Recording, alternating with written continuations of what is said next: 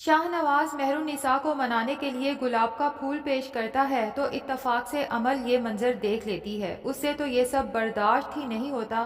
کہ ایک طرف شاہ نواز نے عمل سے شادی سے انکار کر دیا ہے اور دوسری طرف مہرالنساء سے رومانس کر رہا ہے۔ غصے میں وہاں سے نکلتی ہے اور اس تیزی سے گاڑی دوڑاتی ہے کہ اس کا بہت برا ایکسیڈنٹ ہو جاتا ہے۔ عمل کے ایکسیڈنٹ کا سن کے سمن شاہ نواز سے فوراً ہاسپٹل پہنچنے کا کہتی ہے تو مہرالنساء بھی شاہ نواز کے ساتھ جاتی ہے۔ تو عمل کی ماں کو شاہ نواز کے ساتھ مہرالنساء کو دیکھ کے مزید غصہ آتا ہے اور پھر ڈاکٹرز کے بتانے کے مطابق جب شاہ نواز کو پتہ چلتا ہے کہ عمل کا ایکسیڈنٹ نہیں ہوا بلکہ اس نے خود اپنی جان لینے کی کوشش کی تھی، عمل کی ماں بینش تو غصے اور غم کی حالت میں شاہ نواز سے کہتی ہے کہ یہ سب تمہاری وجہ سے ہوا ہے، تمہاری وجہ سے آج میری بیٹی اس حالت میں ہے۔ اگر اسے کچھ ہو گیا شاہ نواز تو یاد رکھنا کہ میں تمہیں بھی زندہ نہیں چھوڑوں گی۔ مہرالنساء تو شاہ نواز کو جب چپ دیکھتی ہے تو اس سے معذرت کرتی ہے کہ شاید یہ سب کچھ میری وجہ سے ہوا ہے، مجھے آپ دونوں کی محبت کے بیچ میں نہیں آنا چاہیے تھا۔ شاہ نواز مہرالنساء سے کہتا ہے کہ تم بالکل غلط سوچ رہی ہو مہرالنساء، میں نے عمل سے انگیجمنٹ ضرور کی تھی لیکن مجھے اس سے کبھی بھی محبت نہیں تھی اور نہ ہی میں یہ جانتا تھا کہ عمل مجھ سے اس قدر محبت کرتی ہے۔ میں نے بہرحال اگر زندگی میں کسی سے محبت کی ہے تو وہ صرف اور صرف تم ہو، اور تم کسی کے بیچ میں نہیں آئی بلکہ عمل زبردستی ہم دونوں کے بیچ میں گھسنے کی کوشش کر رہی ہے۔ لیکن مہرالنساء کو شاہ نواز کی اب کسی بھی بات پر اعتبار نہیں ہے۔ اسے تو یہی لگنے لگا ہے کہ شاہ نواز جو مجھے گھر سے منا کے واپس لایا ہے تو یہ بھی محبت کی وجہ سے نہیں بلکہ سوشل میڈیا پہ ان کی جو بدنامی ہو رہی تھی کہ پہلی بیوی سے اجازت لیے بغیر سمن شاہ کے بیٹے نے دوسری شادی کر لی تو سمن شاہ کو اپنی پارٹی خطرے میں جاتی معلوم ہو رہی تھی، اسی لیے شاہ نواز کو کہہ کے مہرالنساء کو زبردستی گھر واپس بلایا گیا اور پھر پریس کانفرنس بھی رکھی گئی تاکہ تمام لوگوں کی غلط فہمیاں دور کی جا سکیں اور سوشل میڈیا جو سمن شاہ کی پارٹی کے خلاف خبروں سے بھر چکا ہے ان کا منہ بند کیا جا سکے۔ پھر مہرالنساء کی اپنی بھی مجبوری تھی، وہ اپنی ماں کی حالت کو تو جانتی ہے کہ اب وہ مزید کسی غم کو برداشت کرنے کے قابل نہیں ہے، پہلے ہی ایک بیٹا کھو چکی ہے۔ اب مہرالنساء کے گھر جانے پہ اور شاہ نواز کی دوسری شادی کی خبریں وائرل ہونے پہ سعدیہ کی حالت بہت خراب ہو گئی تھی، تو مہرالنساء اپنی ماں کو یقین دلاتی ہے کہ میرے اور شاہ نواز کے درمیان سب کچھ ٹھیک ہے۔ سوشل میڈیا کو تو عادت ہے بات کا بتنگڑ بنانے کی اور فیمس پرسنالٹیز کے خلاف تو یہ ویسے بھی اس طرح کی افواہیں اڑاتے رہتے ہیں۔ شاہ نواز جب اسے لینے آتا ہے تو مہرالنساء اسی میں عافیت سمجھتی ہے کہ اپنے خاندان والوں کا منہ بند کرنے کے لیے اور اپنی ماں کی حالت کی بہتری کے لیے مجھے شاہ نواز کے ساتھ چلے جانا چاہیے۔ لیکن شاہ نواز کو دو ٹوک کہہ دیتی ہے کہ اگر میں آپ کے ساتھ جا رہی ہوں تو اسے میری محبت مت سمجھنا، یہ محض میری مجبوری ہے کیونکہ میں اپنی ماں کو کوئی تکلیف دینا نہیں چاہتی۔ میں آپ کے ساتھ آپ کے گھر واپس تو ضرور جاؤں گی لیکن آپ کی بیوی کی حیثیت سے نہیں بلکہ ایک اجنبی کی حیثیت سے۔ اور پھر جب سمن شاہ کے کہنے پہ شاہ نواز مہرالنساء سے کہتا ہے کہ تمہیں بھی پریس کانفرنس میں آنا پڑے گا تو مہرالنساء شاہ نواز سے کہتی ہے مجھے پہلے ہی پتا تھا کہ آپ اور آپ کی ماں بغیر کسی مطلب کے کوئی کام کرتے ہی نہیں، تو آپ مجھے اسی پریس کانفرنس میں شرکت کے لیے واپس لائے ہیں۔ لیکن پھر مہرالنساء اپنی کچھ شرائط بتا دیتی ہے کہ آپ پریس کانفرنس میں وعدہ کریں گے کہ یتیم اور غریب بچوں کے لیے اسکولز بنائیں گے، ہاسپٹلز بنائیں گے اور آپ کی پارٹی غریبوں کی کفالت کے لیے جو کچھ ہو سکا وہ کرے گی۔ شاہ نواز مہرالنساء سے وعدہ کرتا ہے کہ نہ صرف اب ہماری پارٹی غریبوں کی مدد کرے گی بلکہ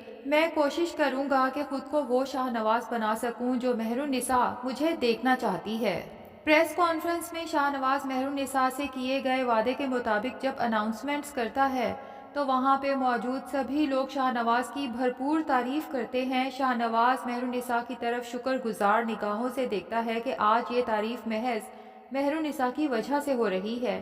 شاید شاہ نواز کو بہت پہلے غریبوں اور مسکینوں کے لیے سوچنا چاہیے تھا، لیکن سمن شاہ کو شاہ نواز کی یہ بات پسند نہیں آتی کہ بنا اس کے مشورے کے شاہ نواز نے لوگوں سے اتنا بڑا وعدہ آخر کیسے کر لیا۔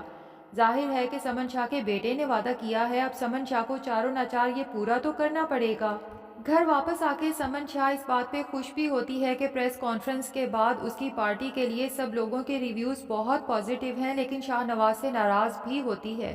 کہ مجھ سے پوچھے بغیر، مجھ سے مشورہ کیے بغیر تم نے اتنا بڑا وعدہ آخر کیسے کر لیا، جس پہ شاہ نواز کہتا ہے کہ امی میرے خیال سے میں بھی اس پارٹی کا رکن ہوں اور اب اس قابل ہوں کہ میں انڈیپینڈنٹلی بھی کچھ ڈیسیژنز لے سکتا ہوں۔ ادھر مہر النساء ہے جو سب لوگوں کے سامنے پریس کانفرنس میں تو اپنے شوہر شاہ نواز کا بھرپور ساتھ دیتی ہے، لیکن گھر واپس آتے ہی اجنبی بن جاتی ہے اور شاہ نواز سے بات تک نہیں کرتی۔ لیکن شاہ نواز سوچ چکا ہے کہ مہر النساء کو منانا ہے اور اپنی محبت کا یقین دلانا ہے۔ اس لیے جب وہ مہر النساء سے بہت رومانٹک موڈ میں کہتا ہے کہ مہر النساء کم سے کم اب تو یہ ناراضگی ختم کر دو، اب تو تمہیں میری محبت کا یقین آ جانا چاہیے،